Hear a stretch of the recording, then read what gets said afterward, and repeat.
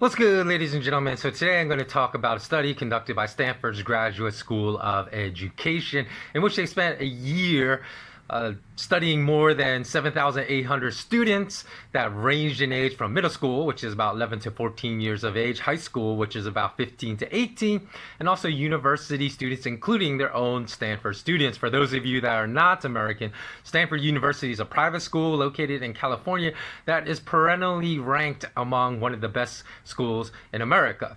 So they should rank the highest in being able to discern opinion from fact. This study actually looked at the students' ability to separate opinion from fact by giving them a series of tests, just quick tests to say, hey, is this an opinion or a fact?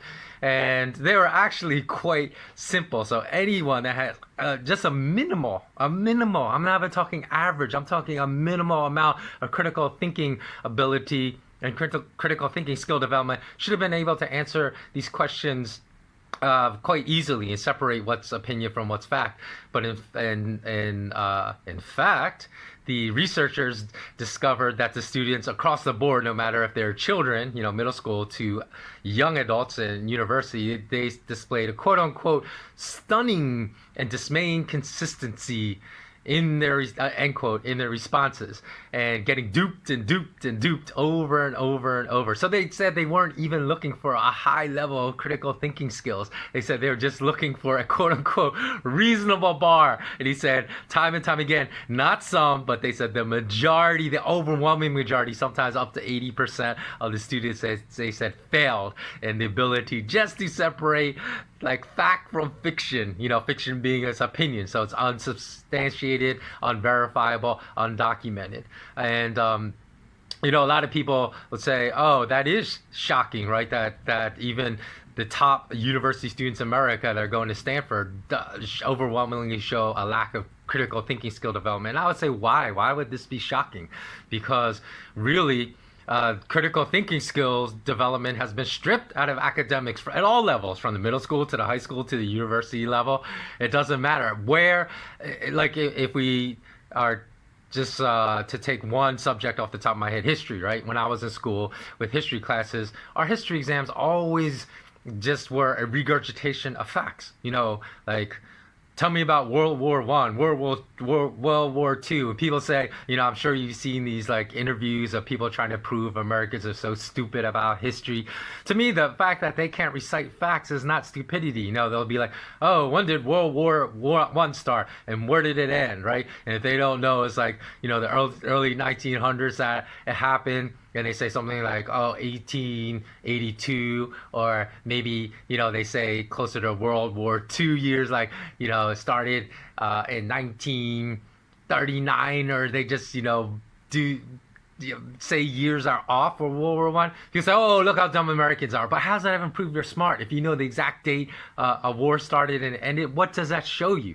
And these are the kind of examinations we receive in the U.S. education system. There's no critical thought involved. There's no even discussion of humanitarian consequences of wars. Like, what were the negative consequences? Could the war have been solved through diplomacy? What was going on? What were the results? Because a lot of times economic sanctions, Mike Pompeo admitted the purpose of economic sanctions, which a lot of people don't know, are all over the place. The U.S. is applying economic sanctions to so many countries right now, and people don't even know. And he said the purpose in Iran is to get the Iranian people to revolt against the government for a regime change. They said to make economic situations so dire in Iran that the people will revolt against the government.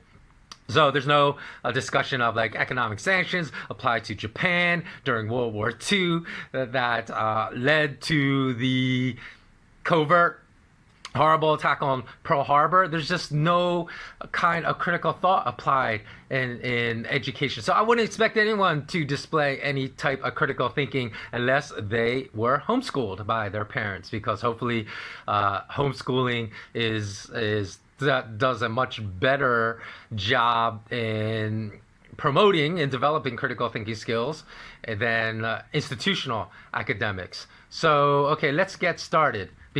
And then, my final question is, are adults even any better than the young adults and children as far as displaying better critical thinking skills. And again, I would argue not. So I would argue that adults aged 25 to 85 are really no better, show no better ability to separate fact from fiction than any of the near 8,000 students covered by this Stanford Graduate School of Education study. And in regard to those nations that are currently, right now, suffering economic sanctions by the West and by primarily the United States, those nations include Crimea, Cuba, Iraq, Iran, Libya, Lebanon, Syria, Venezuela. And guess what? All of those nations under sanctions have in common. The United States wants regime change in all those nations. So, okay, let's get started though with the current with the Stanford Graduate School of Education study. They showed hundreds of middle schoolers. Again, their ages are typically in the United States around 11 to 14 years of age. A web page that showed had traditional ads and then sponsored content, and the sponsored content was actually labeled, like how you see on Google searches, like sponsored ads.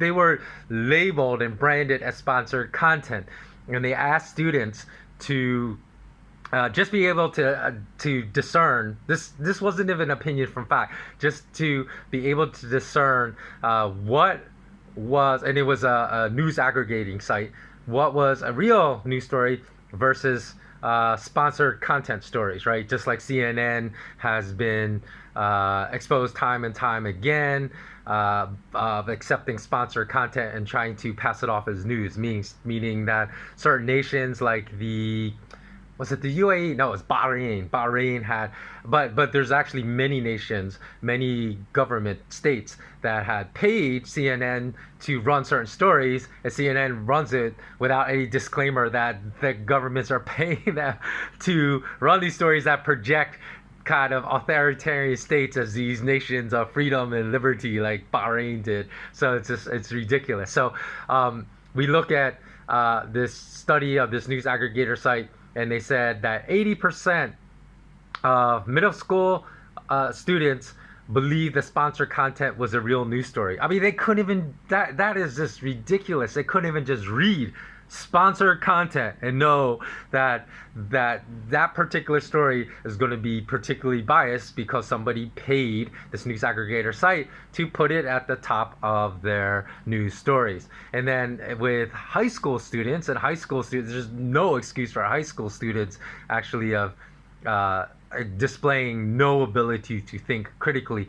They showed high school students a photo of a flower that was taken with no attribution of where the photo was taken, no proof that it was actually taken from the site that the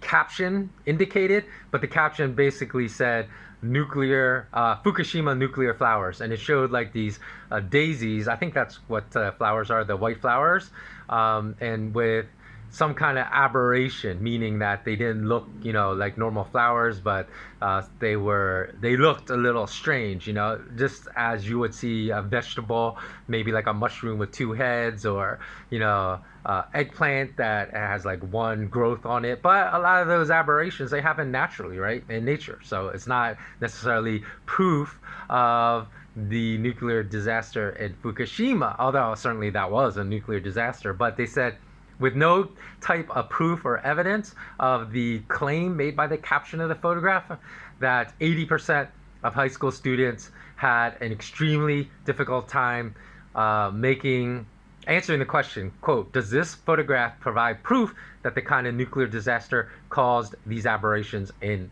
nature? Because as I said, a lot of times this type of aberrations happen naturally just in nature. So I think I'm going to insert the photo here so at least you can see the photo. I might not, but I think I will. So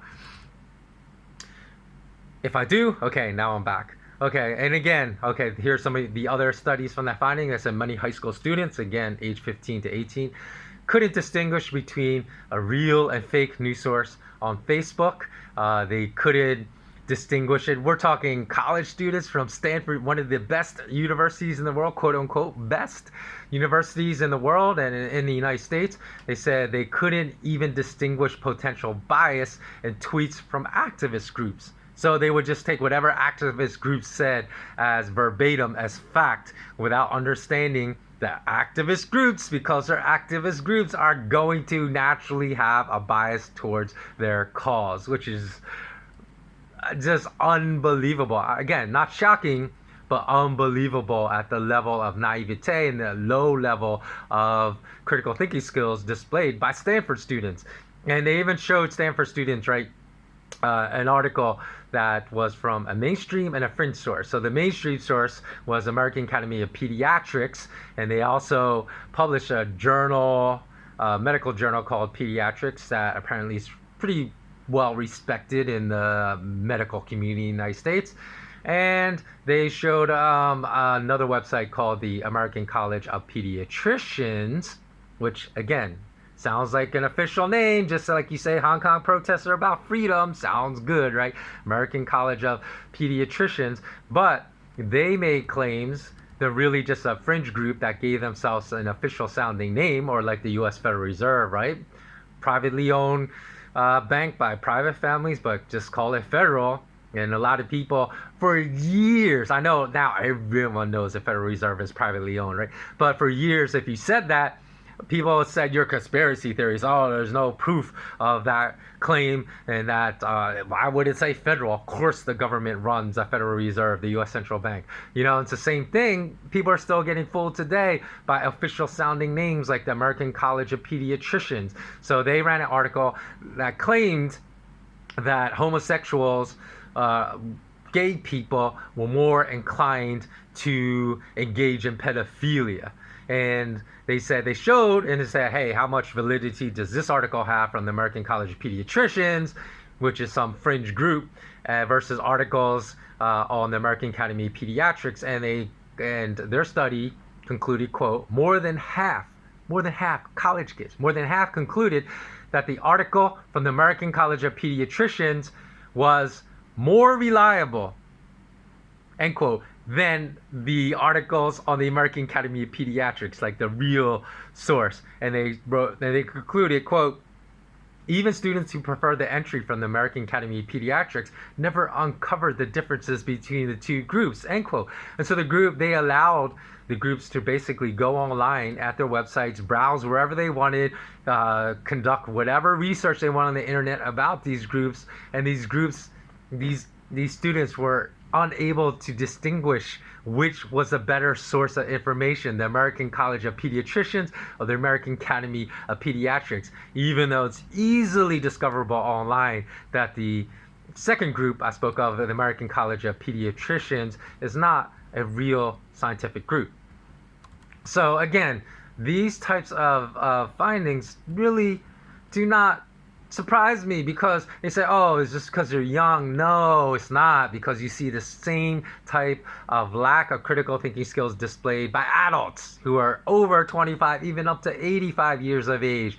And in fact, people that seek truth about topics by using Google, and every time they want to discover something's true or not, they say, Google, hey, Google this, and then I'll discover if it's true or not. They display the exact same type of lack of critical thinking skills that the young adults and even the children displayed in the Stanford Graduate School of Education study, and for a number of reasons. Okay, prime among them is because the internet contains so much disinformation that relying on the internet and search results to provide truth, indisputable, verifiable truth to you is like looking for a needle in a haystack. Or you might as well ask like your 6-year-old niece or nephew to explain the process of how thorium molten salt nuclear fission reactors produce energy, because you're just as likely to get the same hit rate of success of a viable, factually documented answer to that question from your 6-year-old niece or nephew than you are from using Google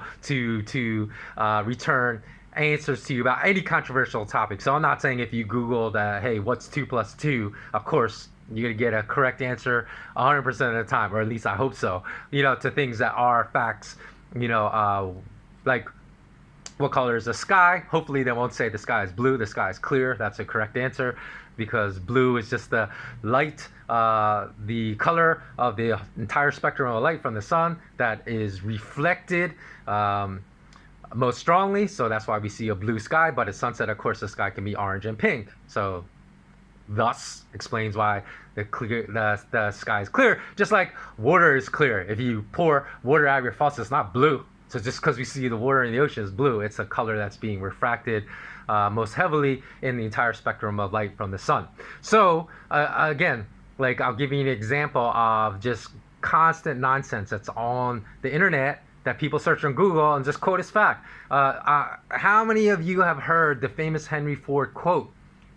It is well enough that people of the nation do not understand our banking and money system. For if they did, I believe there would be revolution before tomorrow morning. So many people say that, right? They're anti-bankers. And I'm anti-banking system too, because the banking system is skewed towards and embedded with inherent immoralities in the system that enable the situation where it is today, where, what is it, like 8 people own the same wealth as half the world, the bottom half of the world, or in the United States, it's like less than 1%. I think it's 0.1%, right? Almost own the same wealth as half of, is it half of Americans or 80%? It's something ridiculous. And basically the sign, the system, the global monetary banking system is rigged towards enabling the wealthiest people at the top to accumulate much more wealth than the middle class and the poor. So people that are inclined to believe this truth will believe that falsehood, because the only problem with this quote is he never said it. There are instances you can take that are documented, verifiable from history books where he said things similar to that, but he never said that. There's no attribution online that is verifiable, that is reliable, that he actually said that. But yet, in fact, there are thousands of quotes attributed to people online that would be turned through Google searches in which the people never said it, and people quote all the time as people saying certain quotes. So all you have to do to make something a fact on the internet is put it on a web page, make a false attribution, and voila, mission accomplished. You will literally have millions of people around the world believing people said stuff that they never said. And that's not even considering the fact that the owners of Google is really heavily aligned with the Defense Department, with DARPA, with the military industrial complex, and they're constantly tweaking their algorithm to completely shadow ban certain truths from the results of their search engine. So that, in addition to what I just explained, truthful news about central banks, things of this nature that the owners of Google, because of their alignment with the state, don't want you to understand. You will never learn that from using Google as your infallible source of information to determine whether something's truthful or not, and it will cause a lot of people to believe in a lot of lies. So how many of you remember that Al Gore film? I think it was at least 10 years ago, if you're old enough to remember that film, called The Inconvenient Truth about global warming. Because speaking of that, Greta Thunberg that's really back in the news, this whole global warming issue. People back then also were outraged by it, and many people just blindly believed everything that was opinion in that movie as fact, just because Al Gore was stating all these things that basically were very easy to embrace, just like the freedom in Hong Kong narrative. For example, he said, the melting polar ice caps due to global warming will put many cities underneath water, including like half of New York City. I'm not sure if he gave the time frame as it would have already happened. I think it could have been. He said it would have already happened, and it hasn't happened. But in any event, like that kind of narrative, right? Rising sea levels, putting cities all around the world underwater, endangering the lives of millions of people, causing catastrophic situations for millions of people. Of course, that's an easy cause to get behind. Just like selling the protests in Hong Kong is about being freedom is a very simple cause to get behind. It doesn't mean that you're stupid if you embrace it, but it does not make it the truth. And in fact, with the rising sea levels, there are sinking cities right now, right? Cities that are underwater quite frequently and regularly. I mean, like not 2 feet, but seeping enough water at times during the year that makes life really difficult for the people living in these seaside areas. And one country in which that is happening is Indonesia. But guess what? When they went, the cause of it was not global warming. The cause was that a lot of the city was built on landfill, and also due to overpopulation now, because it wasn't really a developed city. Now there are multitudes more people living there than used to be, multiple more heavy buildings constructed. So basically the city cannot afford or cannot support, because it's built on landfill, the weight of too many people in over construction. And that is why it's been concluded, that is why it's sinking and rising sea levels. But it's easy for anyone that is a global warming advocate to go there and say, hey, look, here's proof. We have this city never had these problems with being under half a meter of water 2 or 3 times a year, or a meter of water. But now this is happening regularly, right? It's very easy to sell people on certain narratives as truth when they're complete lies. Because another thing Al Gore said is polar bears would be extinct by now. He said, hey, due to the melting ice caps, polar bears not having enough ice to hunt, they're going to be extinct by now. But the truth of the matter is there was just a consensus taken by zoologists, and they said there are more polar bears now in the world than when Al Gore's movie came out, The Inconvenient Truth. And guess what? Al Gore headed up these companies that sold carbon taxes, and he became a billionaire from his propaganda. And in fact, he bought a $9 million beachfront house in California, which, talk about a sign that Al Gore never even believed his own lies. That is my true opinion. I believe that he did not even believe the lies he was telling, but he just wanted to tell. That's a real inconvenient truth of the movie. He just wanted to tell these lies to become rich, because he became a billionaire by heading up companies that sold carbon taxes to people. So it's not only the fact that lies are in documentaries, put lies in a documentary that's just spreading propaganda and you could fool everyone. And it's not that it's not that global warming is not an issue. I believe it is, and that's a fact. But the reasons he gave behind it have all been proven. Not all, but a majority of them have been proven to be false. And there are certain claims, like polar bears being extinct by now, that have not come true. In fact, the opposite has come true. So you can even put lies in fictional movies, and a lot of people believe everything in the movie as long as the movie's based upon a true event, right? So I remember after watching Zero Dark 30, I watched that movie, which is about the Navy SEAL raid on bin Laden in Pakistan and some compound just out in the open. In fact, it was, I think they said it was just several hundred meters away from Pakistani military compound. So come on, people, how can someone that's wanted by one of the most wanted people in the world just hang out in the open, very, very close to another nation's military compound? So, but after watching that, I watched that with a British friend of mine and a Chinese friend of mine, and we talked about it, and I said, you know what, that movie was super entertaining, but it was the biggest piece of propaganda. And I said, I really don't have any feet to stand on. This is just speculation. That's pure propaganda. But I said the only reason I'm making that comment now is because there are so many things in that movie that didn't make sense from a common sense standpoint. Because there's one scene in that movie in which there was a suicide bomber who packed his car full of explosives, and they had to go through like a gated secure area into a secure compound. I don't even remember what nation that was in the movie, but it was some country in the Middle East. And then they said, oh, well, this person's not going to talk if you search the car. So they just let the car through. Come on, that would never happen. Like they circumvented certain rules that would keep the compound secure. I don't believe that people are that stupid just to say, oh, well, he's not going to talk, so to allow that person to talk, we're not even going to search his car. And then he went through and then blew up, part of the compound, and people died. So there's just so many things in that movie that didn't make sense. And I don't even know if that was a real event, that scene that was depicted in that movie, or if it's completely fabricated, as is often the case in movies based upon true events, to provide dramatic beats, because a lot of times things are dramatized, or that's not a word, right? I don't think that is. But anyways, fictional parts are inserted into real life events to provide more drama to the movie, right? To make it more compelling. But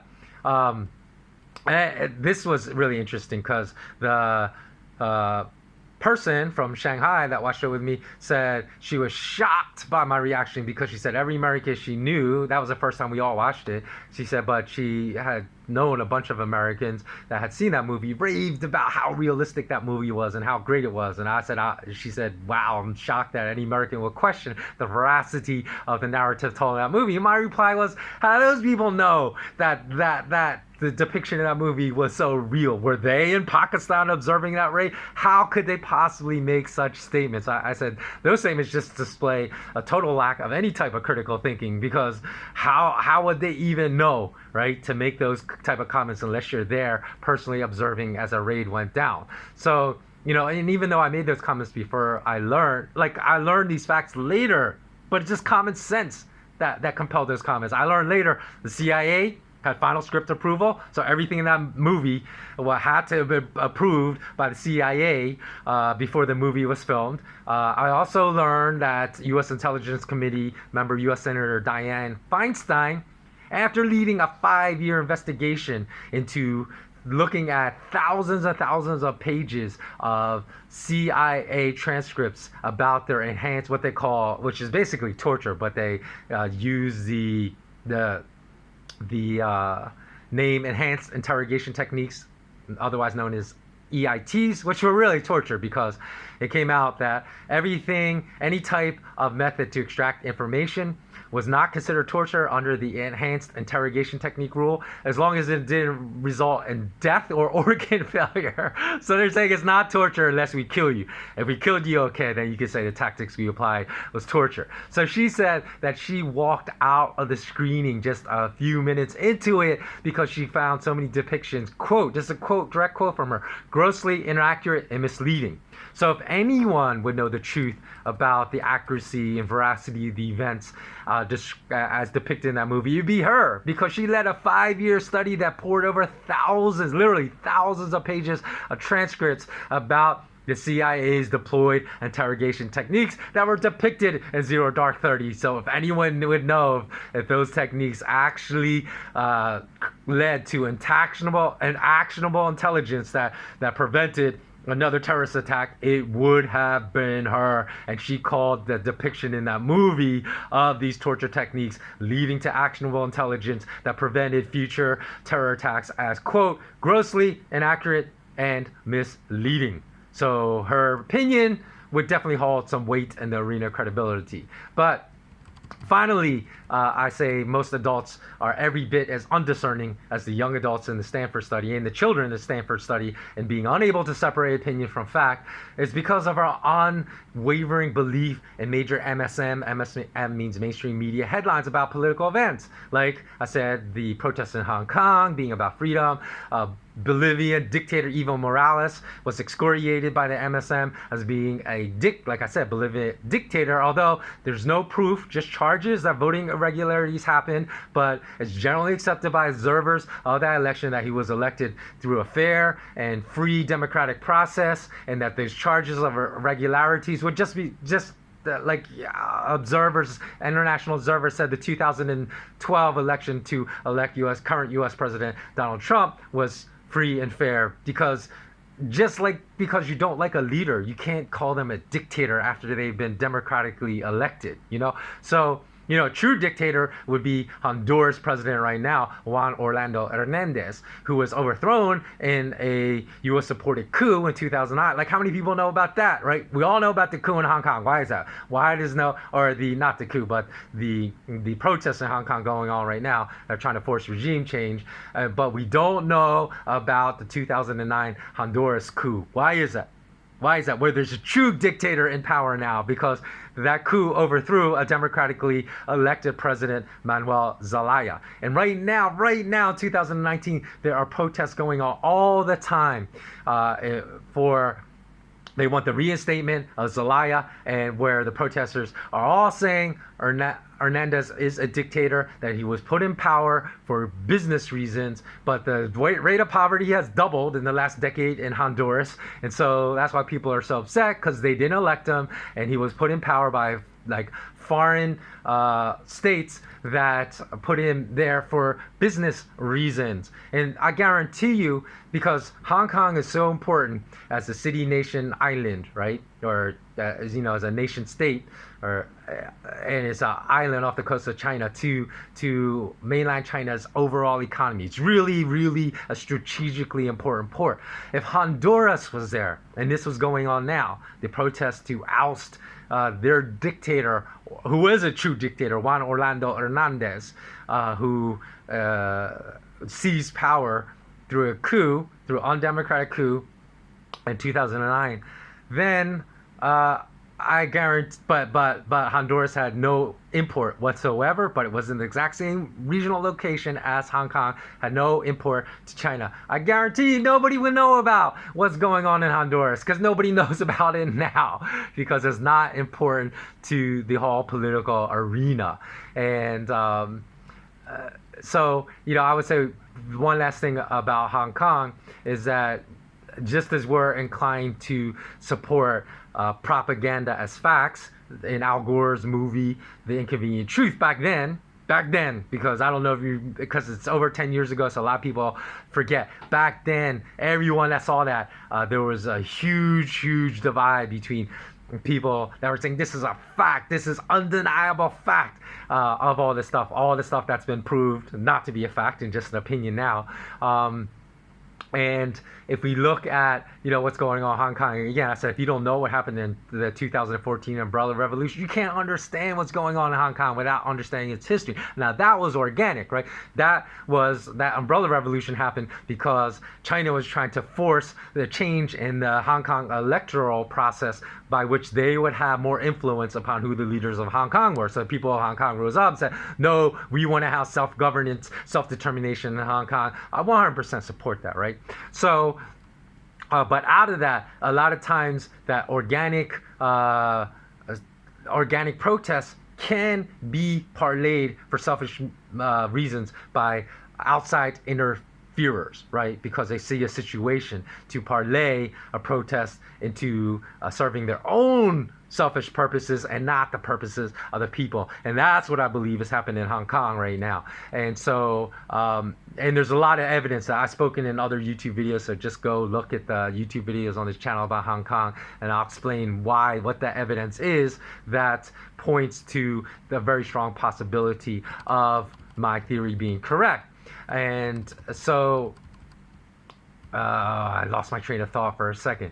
But, you know, in the end, I'm just saying that we can't just uncritically embrace things just because they sound good. That's my whole point, right? Things may sound good, but the powers that be are playing chess, and they're using us as pawns to support their own cause, selling the cause as a different cause. I'll give you other examples. There's a lot of conservation legislation that are always sold under really positive sounding names that are not what it's really about. Like, for example, just in 2018, right, last year, the Environmental Protection Agency, which is, you know, the short version of that's called the EPA in the United States, is supposed to protect the citizens, right? And they said they're not going to continue a scientific review panel that advised the agency about the levels of pollution in the air in America to protect the people. They said they're going to get rid of that. Well, they're called the Environmental Protection Agency. That's exactly what their mandate is to do, is to protect the people. They said, oh, we're no longer going to do that.